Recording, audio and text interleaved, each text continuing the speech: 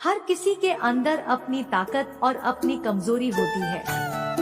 मछली जंगल में नहीं दौड़ सकती और शेर पानी में राजा नहीं बन सकता, इसलिए अहमियत सभी को देनी चाहिए। धर्म युद्ध में कोई भी व्यक्ति निष्पक्ष नहीं रह सकता है। धर्म युद्ध में जो व्यक्ति धर्म के साथ नहीं खड़ा है, इसका मतलब है वह अधर्म का साथ दे रहा है, वह अधर्म के साथ खड़ा है। अगर कोई मनुष्य हमारे साथ बुरा कर रहा है तो उसे करने दो, यह उसका कर्म है और समय उसके कर्म का फल उसे जरूर देगा। लेकिन हमें कभी भी किसी के साथ बुरा नहीं करना चाहिए, क्योंकि यही हमारा धर्म है। मुश्किल वक्त हमारे लिए आईने की तरह होता है, जो हमारी क्षमताओं का सही आभास हमें कराता है। हर समस्या का हल है नाम लो कृष्ण का, इस नाम में ही बहुत बल है। प्रेम का अर्थ विवाह करना नहीं होता, बल्कि पूरी निष्ठा के साथ समर्पण करना होता है। विश्वास का उत्तम उदाहरण अर्थात अर्जुन ने 10 लाख सेना का त्याग करके श्री कृष्ण को चुना। अपने सबसे खास से धोखा खाने के बाद लोग चाहकर भी किसी पर संपूर्ण भरोसा नहीं कर पाते, यही सत्य है। जिंदगी में 2 लोगों का होना बहुत जरूरी है। एक कृष्ण जो ना लड़े फिर भी जीत पक्की कर दे, दूसरा कर्ण जो हार सामने हो फिर भी साथ ना छोड़े। जिस व्यक्ति को आपकी कदर नहीं, उसके साथ खड़े रहने से अच्छा आप अकेले रहें। अहंकार तब उत्पन्न होता है जब हम भूल जाते हैं कि प्रशंसा हमारी नहीं हमारे गुणों की हो रही है। श्री कृष्ण ने कहा है, अगर तुम्हें किसी ने दुखी किया है तो बुरा मत मानना। लोग उसी पेड़ पर पत्थर मारते हैं जिस पेड़ पर ज्यादा मीठे फल होते हैं। सेहत के लिए योग और किसी की जरूरत पर सहयोग, दोनों से ही जीवन बदलता है। जो हुआ वह अच्छा हुआ, जो हो रहा है वह अच्छा हो रहा है, जो होगा वह भी अच्छा ही होगा।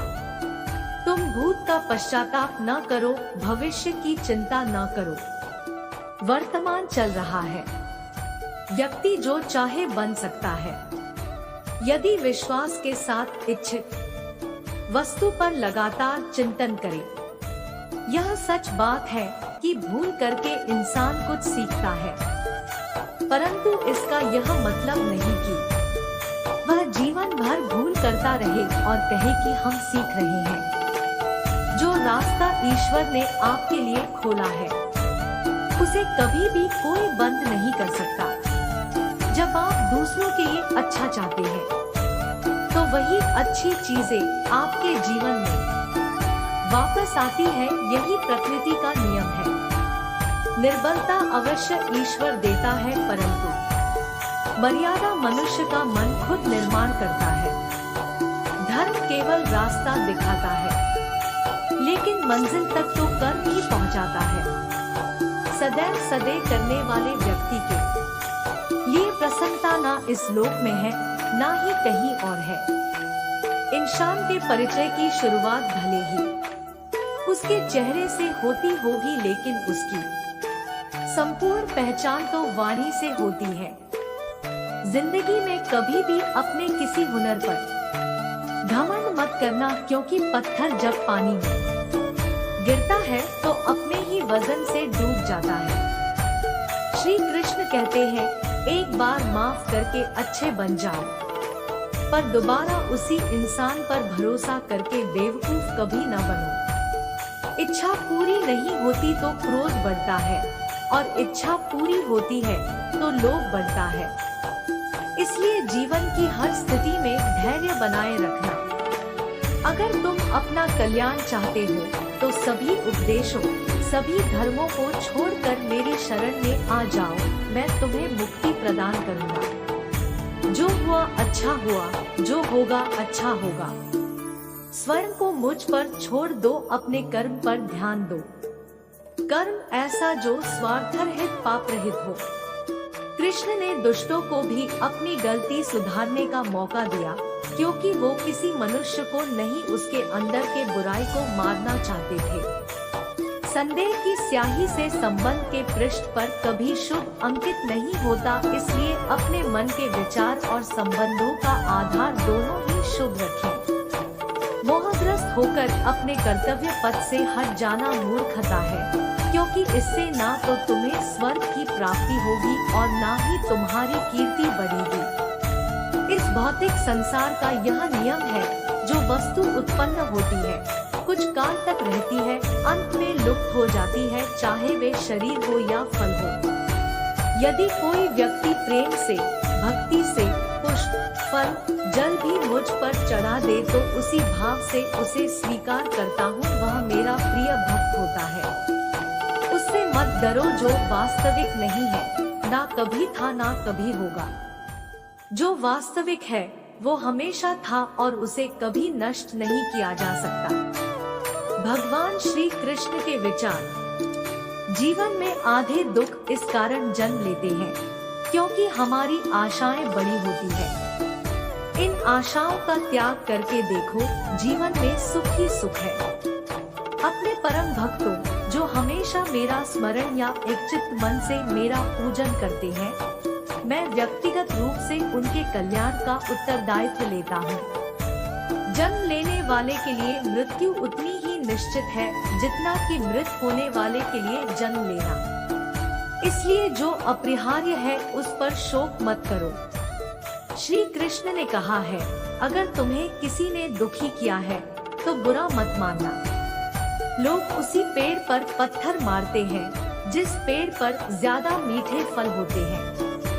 अंतकाल में जो मनुष्य मेरा स्मरण करते हुए देह त्याग करता है, वह मेरी शरण में आता है। इसलिए मनुष्य को चाहिए कि अंतकाल में मेरा चिंतन करे। यह सच बात है कि भूल करके इंसान कुछ सीखता है, परंतु इसका यह मतलब नहीं कि वह जीवन भर भूल करता रहे और कहे कि हम सीख रहे हैं। कृष्ण कहते हैं, इस जगत में मनुष्य भौतिक वस्तुओं का भोग कर सकता है।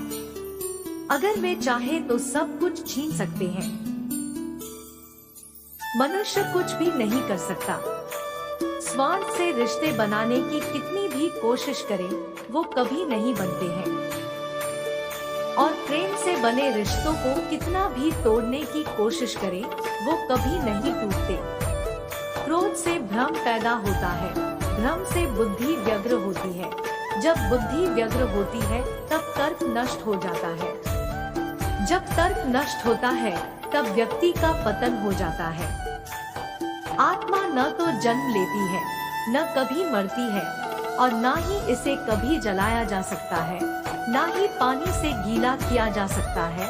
आत्मा अमर और अविनाशी है। अगर व्यक्ति शिक्षा से पहले संस्कार, व्यापार से पहले व्यवहार और भगवान से पहले माता पिता को पहचान ले तो जिंदगी में कभी कोई कठिनाई नहीं आएगी। विषयों का चिंतन करने से विषयों की आसक्ति होती है। आसक्ति से इच्छा उत्पन्न होती है और इच्छा से क्रोध होता है। क्रोध से सम्मोहन और अविवेक उत्पन्न होता है।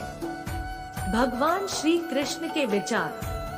कृष्ण कहते हैं, जैसे प्राणी अपने पुराने कपड़ों उतार कर फेंक देता है, नए को धारण करता है, उसी प्रकार यह आत्मा पुराने शरीर से त्याग करके नया शरीर प्राप्त करती है।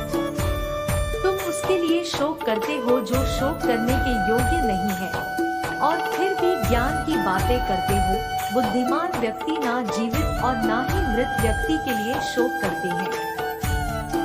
मन की गतिविधियों, होश, श्वास और भावनाओं के माध्यम से भगवान की शक्ति सदा तुम्हारे साथ है और लगातार तुम्हें बस एक साधन की तरह प्रयोग कर सभी कार्य कर रही है।